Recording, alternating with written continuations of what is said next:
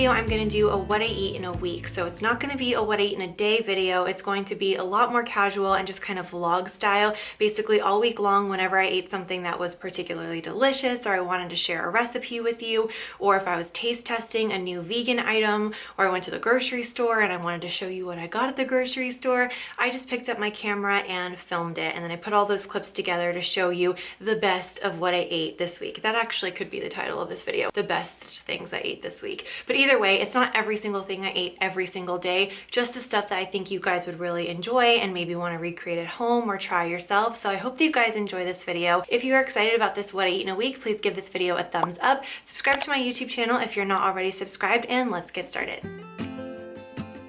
For lunch today, I'm gonna heat up some soup that I made the other night, and I actually got this recipe from watching Delicious Liella's Instagram stories, and I put my spin on it. I made it a little bit differently, but it turned out really, really well. So all I did was I took some carrots, onions, and garlic. I put it on a cookie sheet and I tossed it with olive oil, salt, and pepper, pop that into the oven for like 20 to 30 minutes until it was nice and tender.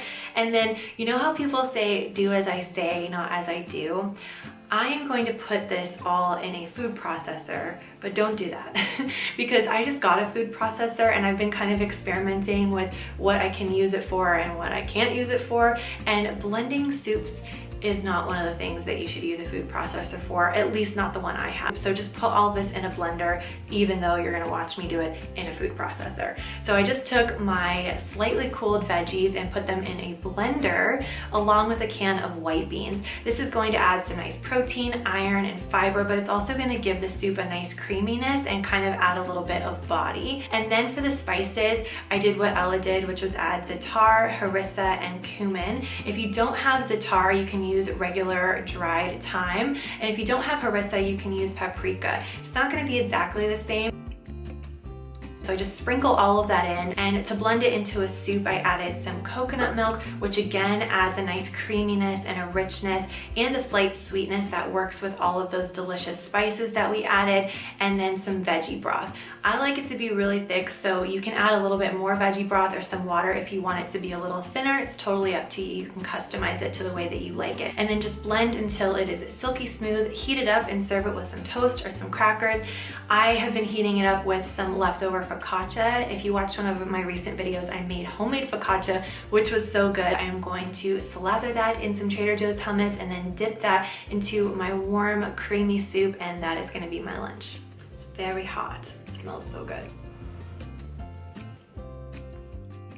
All right, so I'm gonna go run some errands now, and one of the places that I'm gonna go is a natural grocery store, and they have the kind of vegan specialty items that I just don't normally see at my regular grocery store, so I'm really excited. Whenever I go there, I definitely feel like a kid in a candy store because I see items that, you know, I saw in other people's videos or on Instagram or whatever, and I get very, very excited. So if I find anything cool, I will definitely show you, maybe do a little taste test depending on what I find.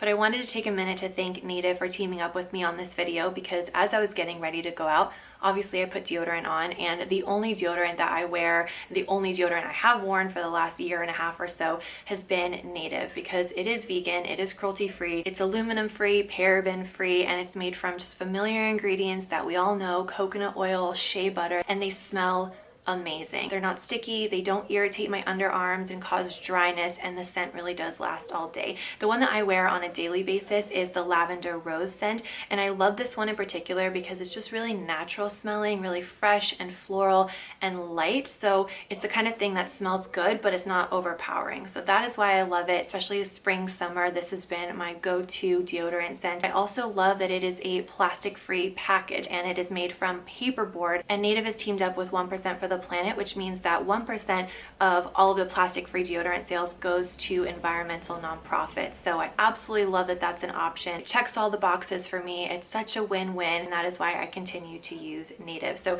if you guys want to try Native, normally a 3-pack of the deodorants would cost $39, but if you use my link and code, you will get them for $29, which is 25% off. So click the link below, and I really hope that you guys enjoy it.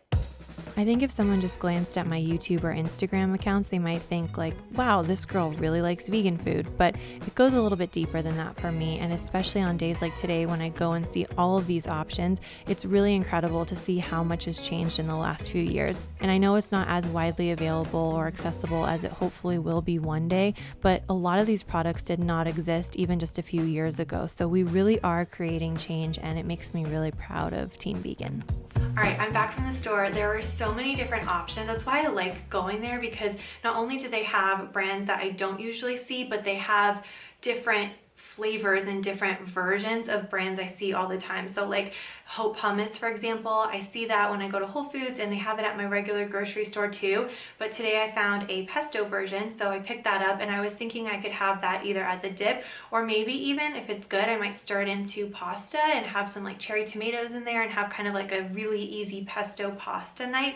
Maybe sprinkle some pine nuts or almonds or something in there. I also found some vegan sour cream and onion chips, and then pumfu, which is kind of like a pumpkin seed version of tofu. If any of you can't have soy, this is a pumpkin seed based version, and pumpkin seeds are so high in protein. They're so nutritionally dense, really high in zinc too. So I'm excited to give that a try. They also had different flavors of it, but I wanted to try the original. Comment below and let me know if you've tried pumfu and what you think, and also how you like to cook it, because I would love to get some ideas from you guys.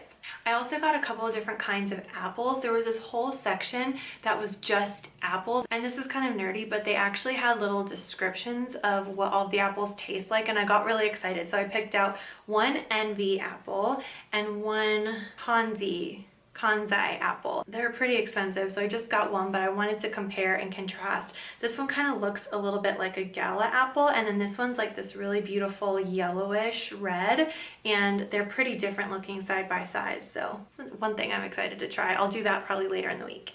I also got an ice cream cookie sandwich. They had so many different kinds of vegan yogurts and vegan butter options, vegan ice creams, vegan cheeses. So that was a very fun little adventure I went on. And right now I'm actually gonna try that ice cream cookie sandwich because it just sounds so good. It has chocolate ice cream in the middle. So I'll do a little taste test right now. So this is the dark chocolate ice cream cookie sandwich. It's organic, it's 100% plant-based, and it is gluten-free as well.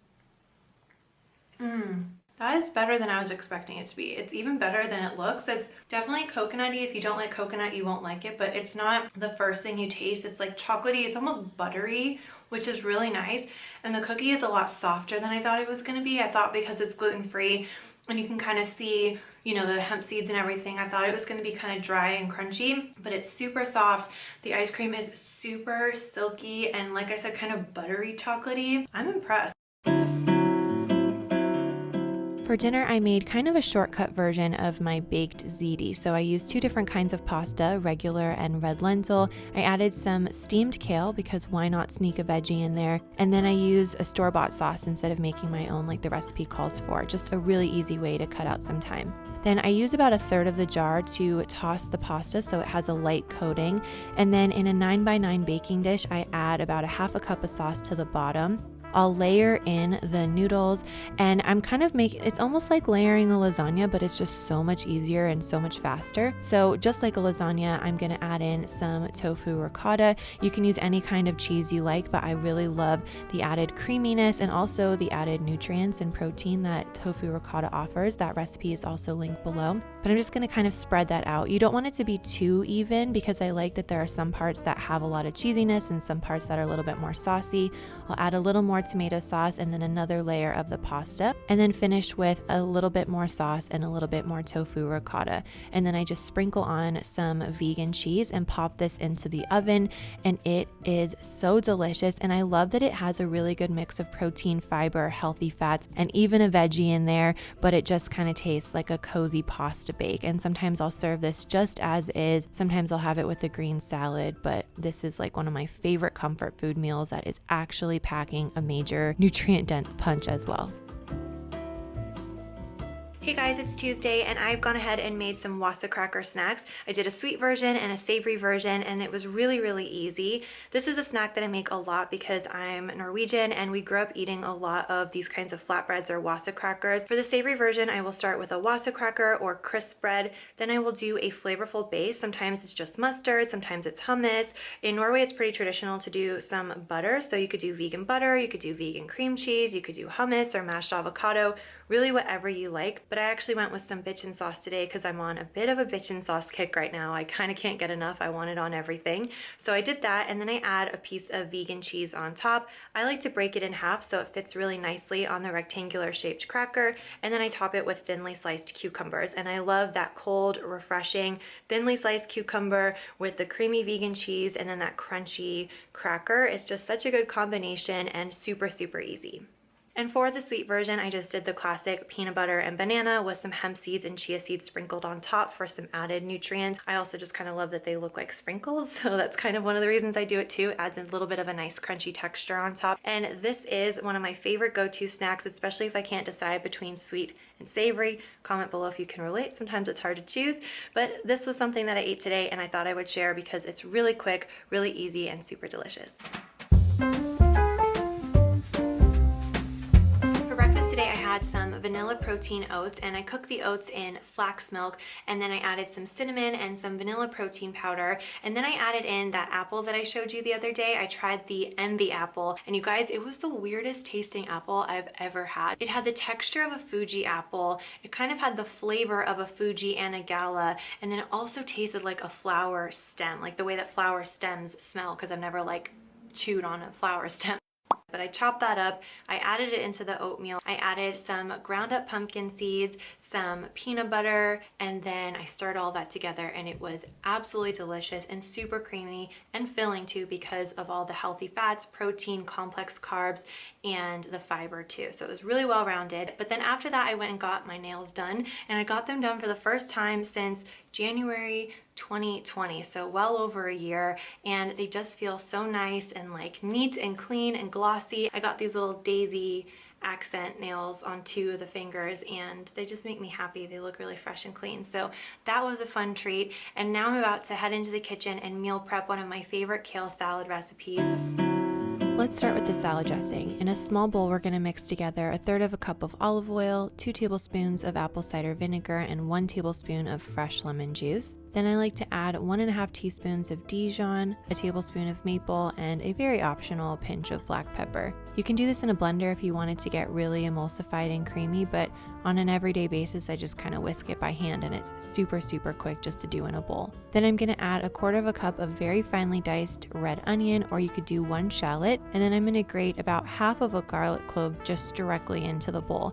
Then again, you're just going to whisk this, and you can do this before starting the salad, or you could even do this a couple days before because this gets better in the fridge, and it really honestly is great on any salad. So this is a great recipe just to have in your back pocket. But for this salad, I'm going to take 2 bunches of kale. I have 2 different kinds here, and I'm just going to de-stem it and then add it to a bowl with another tablespoon of fresh lemon juice.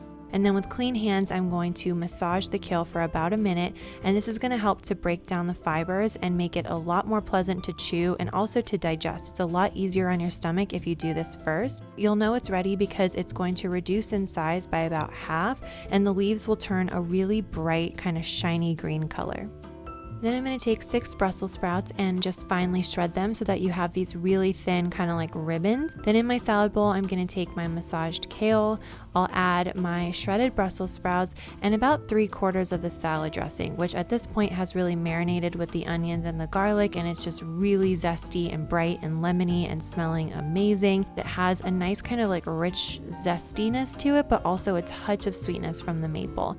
I'm going to counter that with some creamy and nutty vegan Parmesan, and I just make these cool little ribbons with a regular vegetable peeler. Then for some texture, I'm going to add some toasted pine nuts and finish this with black pepper and fresh lemon zest. This recipe was inspired by a salad that I used to get at a restaurant in Santa Monica called Time Cafe, and that salad wasn't vegan. I used to get it years ago, but biting into this salad reminded me so much of that salad that I used to love, and it is just zesty and bright and kind of like juicy. It has the best texture, and then it's offset with that kind of creamy Parmesan and those crunchy pine nuts.